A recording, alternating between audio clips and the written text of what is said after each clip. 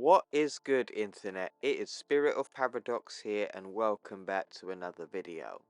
And yes, the new Ultimate Spider-Man line has officially launched, and today we are going to break down the story. Also, I am planning on making multiple videos with talking about certain information that we didn't really get to go in depth in the story breakdown, so make sure you drop a like and subscribe for more content, and a like does help me get boosted in the algorithm as well. And don't forget to hit the bell so you can stay notified whenever I upload. But let's start Ultimate Spider-Man issue number 1. 20 years ago, the Maker prevented a radioactive spider from biting a young Peter Parker. He likewise prevented the creation of other superheroes and formed a secret council to rule the world from the shadows. When Tony Stark learned the dark history of his universe, he sought to undo it, prompting the Maker's Council to attack Manhattan, killing thousands, and frame Stark for it. Peter Parker has lived his life unaware of the Maker's Council or the truth behind the spider.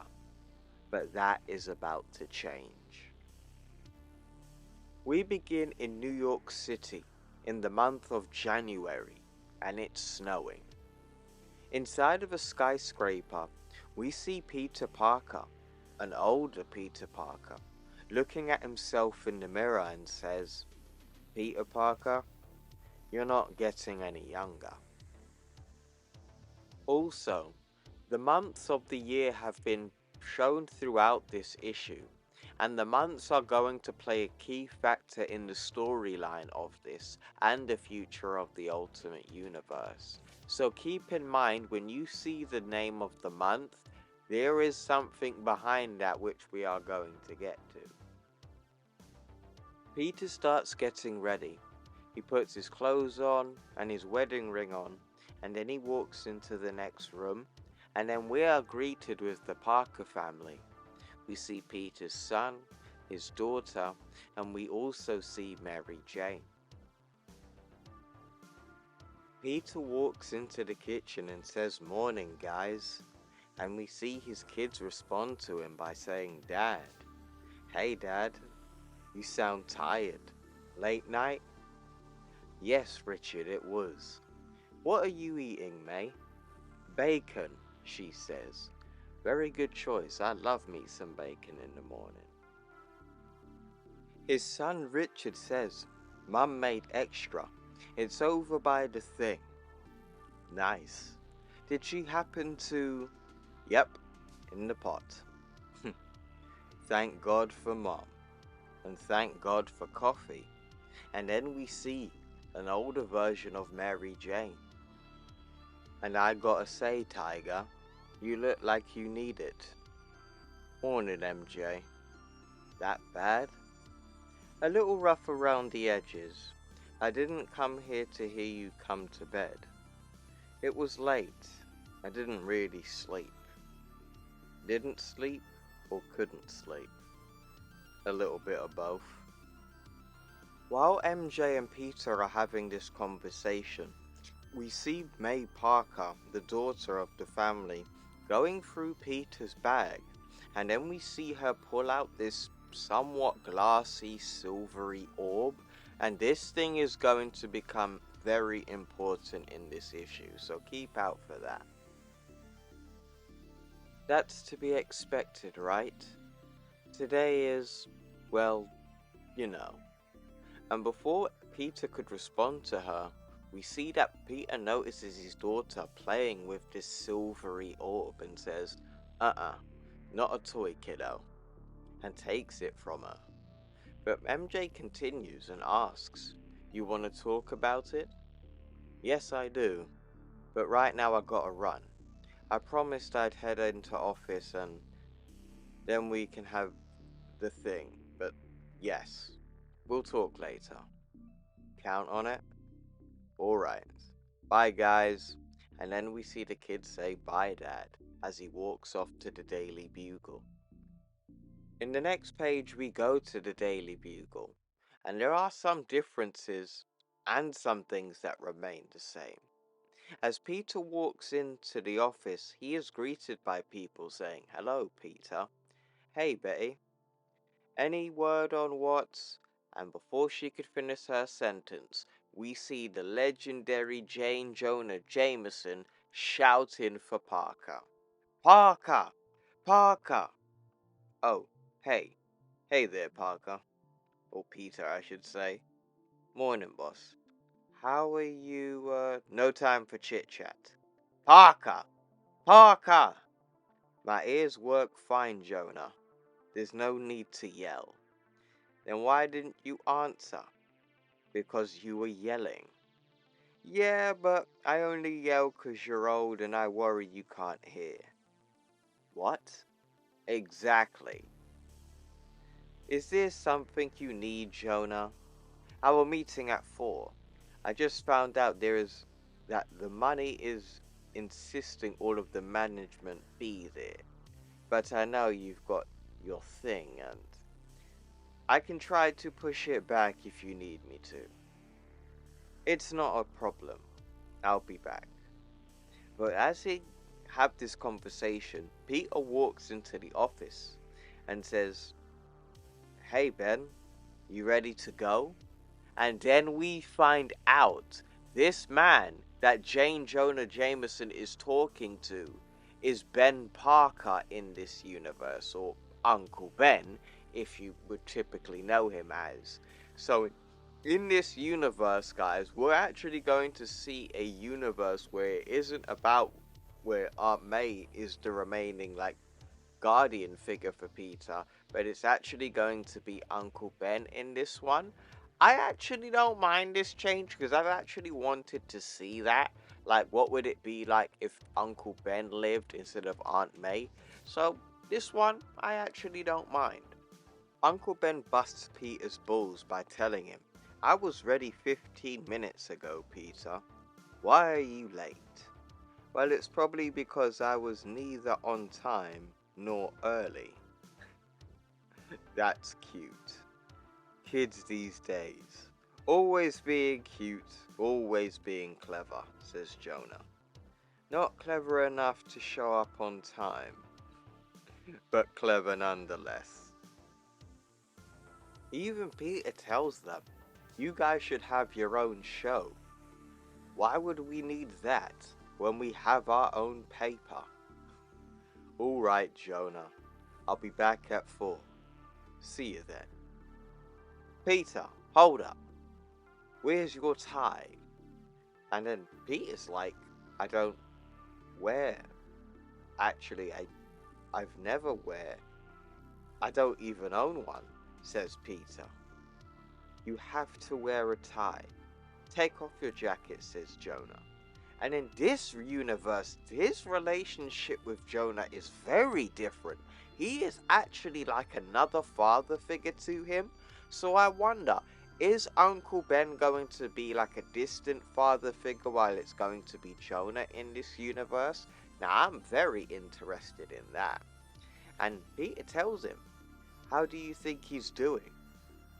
"Have I ever told you how much we love to sit around and talk about our feelings? Your uncle and I?" "Yeah, but how do you think he's doing?" "Your uncle is one of the toughest son of a guns I've ever met. Asking if he's okay is like asking about the durability of a stone, some other geological remnant of another time. Saying that, how about regardless of how it appears he's doing, keep a close lookout for any cracks we might see." We can agree on that, Peter? And he says, "Yeah." "Alright, all done. And while you're still not respectful, at least you look respectable." And Peter tells him thanks. "If you want to know how your uncle is doing, you could always just ask." Okay." And Peter, "Yeah?" I'm gonna want that tie back. In the next page, we see Peter Parker and Uncle Ben walking to somewhere in New York City, and it's snowing. And we see Peter ask, "So, everyone's wondering if you're doing okay." "Everyone is not wondering if I'm okay, Peter. Everyone doesn't care. We work at the Bugle, so you and me, we're in the words business. If there's something you want to say, don't hide your intent. Just go on and say it. Then everyone will respect you more because you did." "Okay, fair enough. I'm worried about you." "Why?" "Why?" "Well, what do you mean, why? You won't talk of what happened. You haven't said a thing. Not one word about how you're doing or how you feel." "Peter, you were 15 when your parents died, and you came to live with May and I. That first year for you was hard. Heck, it was hard for all of us. But we loved you unconditionally. We protected you. I tried to teach you about the world and how to prepare for it, while May was better at all this kind of stuff. But the one thing we never tried to do was replace your parents, because we couldn't. Now that 20 years ago, it's been a long time, but one day has gone by that you didn't think about them? Is there one day that it doesn't hurt that they're gone?" And Peter says no. "Then you know exactly how I feel." And then we see them walk towards this crowd full of people, but we see a religious man, and I think we might know who this religious man is. I don't suppose we'll ever understand acts of terror. It lies well beyond my comprehension, and far removed from any ideology or faith I call my own. To me, it just looks like madness, but I suppose, after his actions that day, it no longer matters. Whatever Stark believed died with him. What I know is years from now, decades from now, the memories of that man will fade, while the memories of others who died that day will not, because of you. Yes, they were taken before their time, and yes, heaven is more crowded today than we would prefer. But as you wake and work, and then sleep and dream, it will be of them. And when you'll recall each sweet memory of the departed, as the love swells in your heart, I encourage you to listen closely. Listen, and you will hear angels singing. On the memorial behind me, you will find two names that belong to our last speaker. He is one of you.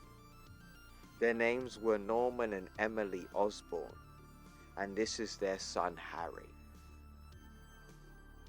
Thank you, Father. Emotional day. And Father Murdoch is right. The air is thick with memories. The one I keep thinking of, the one I can't seem to stop thinking of, is from when I was 7. It was the first time my dad played catch with me. Now, I don't really like baseball. He didn't like baseball. But there it is, haunting me. And if it wasn't until today, really, that I figured out why. It's because in that moment, the entire world was just the ball, and me and my dad. Like, that was the only thing that mattered. Like the most important person in the world. And now, I'll never be able to make another memory like that with him. We all lost someone. Mothers, fathers, siblings, sons and daughters. And like Father Murdoch said, they live on in our hearts. We always remember them. But I have to be honest, I'm not sure I'll be able to move on or get better. Because when I'm all alone in the quiet of the night, it isn't angels I hear singing. I hear the ball hitting a glove. I hear screams and sirens. All I hear is all of us crying out in pain because a part of our future was stolen. In exchange, all we got were memories. It's just not enough. And I'm not sure any of us should be expected to live with it. As Harry gives a really sinister speech, and look to that, everybody's like, bruh. Well, except for the last bit, I thought that went well as possible. Have you ever met that guy? Yeah, once. Seemed like a different person, but, completely different circumstances. Ben told me he interviewed his father quite a few times over the years, but he never really got a hint of who Norman Osborn really was. Billionaire businessman, ruthless competitor, founder of Oscorp Industries, and a loving father. You never know, I guess. Maybe. Anyway, you guys heading back home? Yeah. Let's go, kids. Okay. Minus the major crisis, I'll be home in a bit. In the next page, we go back to the Daily Bugle, and we see Peter and Ben walk in. But he's like, what the? And then we see Jane Jonah Jameson angry in this boardroom, shouting, I quit. Jonah walks out pissed, and he gives Ben this look. And then Ben knows when he gives him that look, he tells Peter, go to your desk, Peter, keep your head down, we'll catch up later. And then Ben has to go into that boardroom, and he walks in like, so, did I miss something? So, Ultimate Universe Robbie tells him, you did, Ben. We've been informed that there is going to be some editorial restructuring at the paper, and Jonah didn't care for the changes. And how do you feel about them, Robbie? I'm 2 years away from maxing out my pension, and I feel like that would be a good idea? Sure, we all gotta have something to fight for. Mind if I ask what the changes are? There is an ever-increasing number of complaints from our advertisers about some of our inflammatory content. Specifically, and I apologize for bringing this up today, they were uncomfortable with how we dogged the Bugle is being while looking into the Stark terror attack. And they really don't care for the most recent direction of our coverage, so we're going to be making some changes, at the behest of both the board and the broader ownership in general. And how do you think I should feel about that? As we see a massive shadow take over the boardroom table. And then we get introduced to the new Ultimate Kingpin. Pleased at your good fortune. After all, nature abhors a vacuum. As we see him looking mighty. And I thought the guy next to him was Norman Osborn with an eye patch. Boy, was I wrong. What's that supposed to mean, Mr. Fisk? Jameson's out, and the paper needs new leadership, and you are the obvious choice. And so I suppose congratulations are in order, Mr. Parker. It seems you've got yourself a promotion. That's if you want the job, of course, and if you can toe the line. But Ben remains silent, or it shows that he remains silent, and then we see him smile and walk out of the boardroom. And then we see him walk up to Jameson and he asks him, "So, what are we going to do now?" As they both pack and leave. And then, in the next page, we go to later, in New York City at night, and we see Wilson Fisk getting out of a car. And then boom, a massive explosion comes through, blasting everybody in the way and destroying the car. But then we find out it's the new Ultimate Green Goblin who caused this giant explosion. And as we see the bald man with the eye patch look up at the sky, seeing the Green Goblin. We continue with Ben Parker and Jane Jonah Jameson, and they're both at a bar, talking about how they just left and quit their job and plan to make a new paper, a new Daily Bugle. And they claim that it's going to be different. And Ben says, this time it will be different because it's going to be easy. We tell the truth. The truth?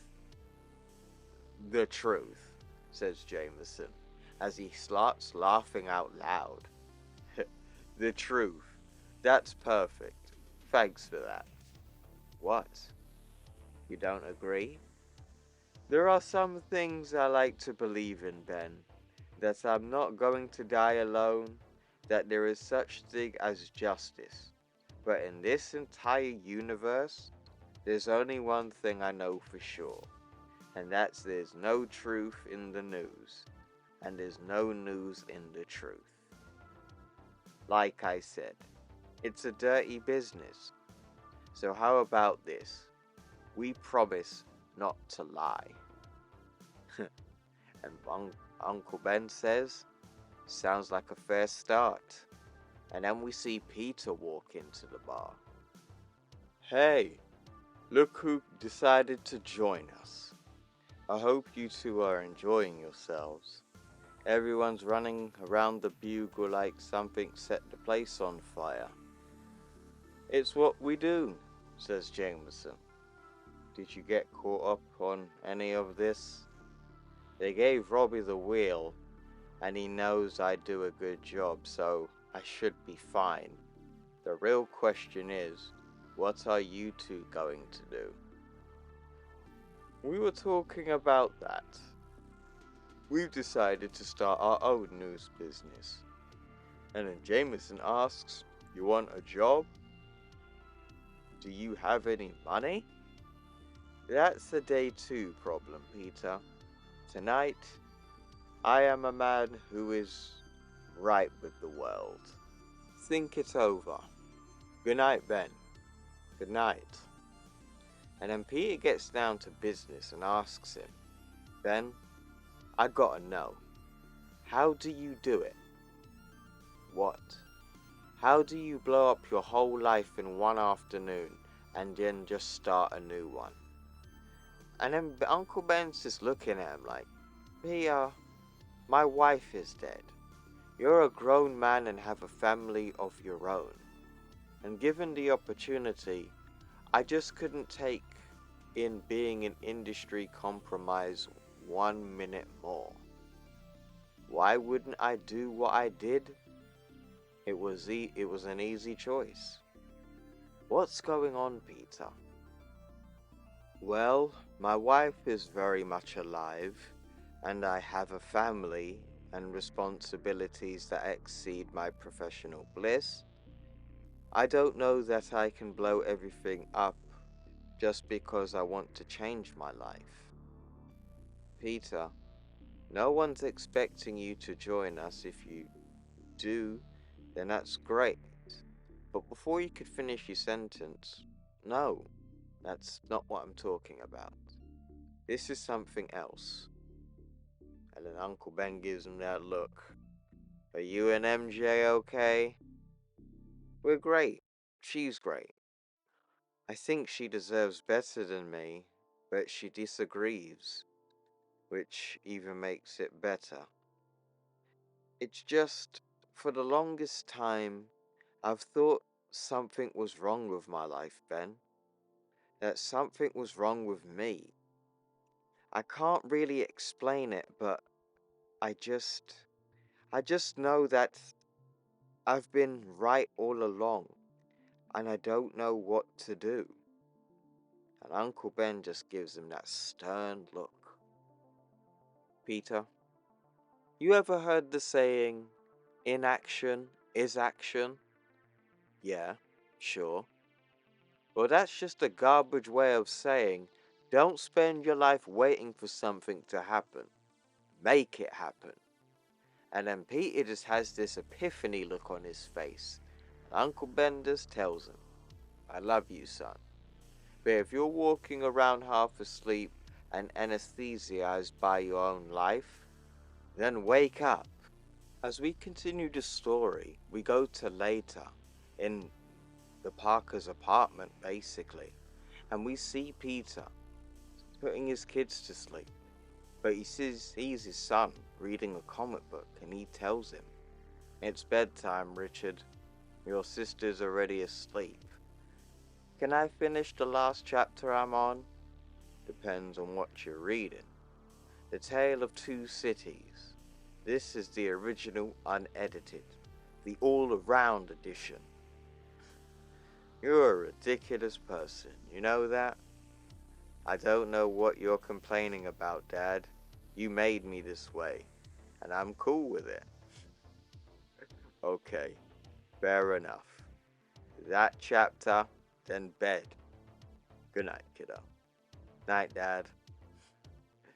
And he closes the door, and then he sees Mary Jane drinking some wine, and he says the kids are down. Uh-oh. You know what that means. Spill it, mister. Peter tries to explain to Mary Jane how he just doesn't feel right with his life and how he needs a change. I don't want to say something and then not be able to take it back. Well, that's just not how it works, but I do promise nothing's going to change how I feel about you or about us.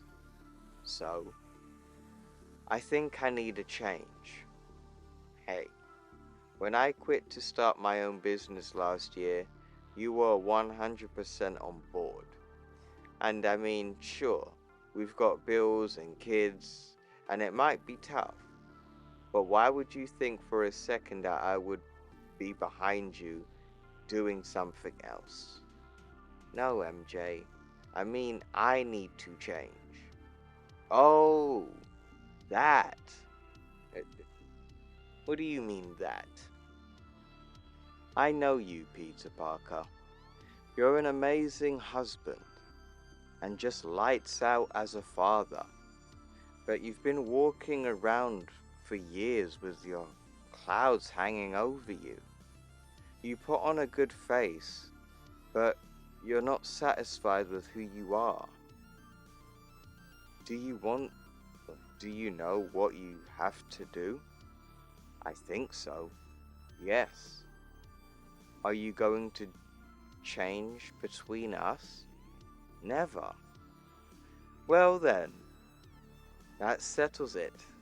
I'm going to bed. And you? You go get him, Tiger. With the encouragement that he needs, Peter Parker knows what he needs to do. But first he goes up to the roof, and then he takes out that silver orb that I was telling you about earlier on in the issue. And then we go to the next page. In the previous night, Peter was on his laptop, but a giant flash of energy sparks in his room, along with a voice. This Parker, Peter Parker. This is for Parker, Peter Parker.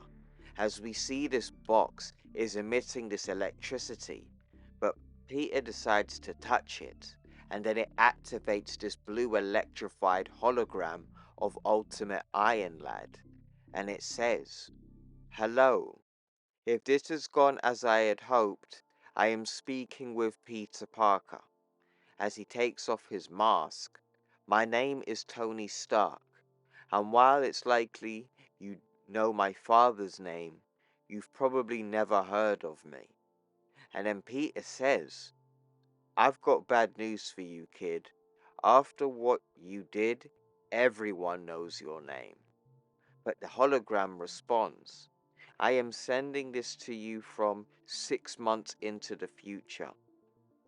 There was an attempt on my and my companions' lives, and we only had seconds to escape before the orbital platform fired." But Peter's like, what?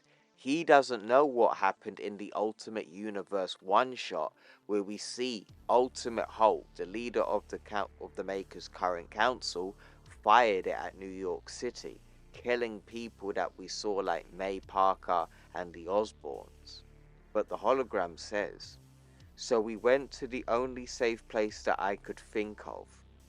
I'm sorry that I can't be more specific than I am about to be, but we have to be careful, because this world is more complicated and dangerous than you could have ever believed." And there's a component of faith to this that is frankly unavoidable. All I can ask that is you please listen carefully. This is for you. We see the silver orb that we saw earlier on in the issue in a box. Inside is a proto-tech stealth suit to mask your identity, and a bio-organic catalyst necessary for you to undergo a post-human transformation. And Peter asks a good question. What in the hell is that supposed to mean? 20 years ago, you were supposed to be bitten by a radioactive spider. Oh, I am so happy about that. So this is Ultimate Peter Parker. So if we're counting on the timeline, technically it's supposed to be 24 years, but I'm pretty sure he's referring to 20 years in the year 2000 with the original Ultimate Peter getting bitten. This would have given you amazing powers, and with them, you would have become one of the Earth's most prominent superheroes. Instead, a great evil traveled through time and erased almost all of the heroes from this world's existence. You were one of them. He did this so that he could configure and could treat Earth as some kind of experiment, an exercise in creating a society that could be perfectly directed and controlled. I am repeating this with others like you, and in 6 months, if I've done this correctly, I will have exited this room to find an Earth that has regained its heroes, and together we will free the world. It is my greatest hope that you are among our number. You were supposed to have a different life, Peter Parker. You were supposed to protect the innocent, save lives, and inspire citizens of this world to be their best selves. And instead, that was taken from you. These people stole your future, as we see Peter touch the orb as it breaks open and falls to pieces. These people robbed you of your destiny. And the question is, do you want it back? As we see this black substance come out of the orb, and we see some sort of vial containing the spider that we saw in Ultimate Invasion. And Peter says, I want it. As Peter opens up the vial to let the spider out, moments of the issue of this comic flash before Peter's eyes as it leaves the vial and bites him. Then wake up as it crawls out and he's smiling. "Go get him, Tiger," from Mary Jane. And then we see the spider on his hand and bites him. And in the very last page of the issue, we see the new Ultimate Spider-Man donning a black suit, stating the beginning. And that, people, is the end of 6160 Ultimate Spider-Man issue number 1. So yes, folks, that was the issue of the new Ultimate Spider-Man run, and I cannot wait to see where this is going. I did have my doubts when it came down to this run, and I have been very vocal, but I've actually got to say, this is what I really wanted to see and not what I wanted to see. At the very least, if we couldn't get the old Ultimate Universe back, I wanted there to be respect for the original source material and to come with something new. And with this issue alone, Jonathan Hickman has done that, and I'm actually going to explain that in another video on how this is actually Ultimate Peter Parker and not just some any random version that we could just see on any random planet. But I highly recommend reading this issue. If you know about my Discord, you know Wagwan, and I will see you in there. But thank you very much for watching this video. I hope you guys enjoyed. Make sure you drop a like, subscribe if you are new to the channel, and hit the notification bell to stay updated on all Ultimate Universe news. And I'll see you in the next one. Take care.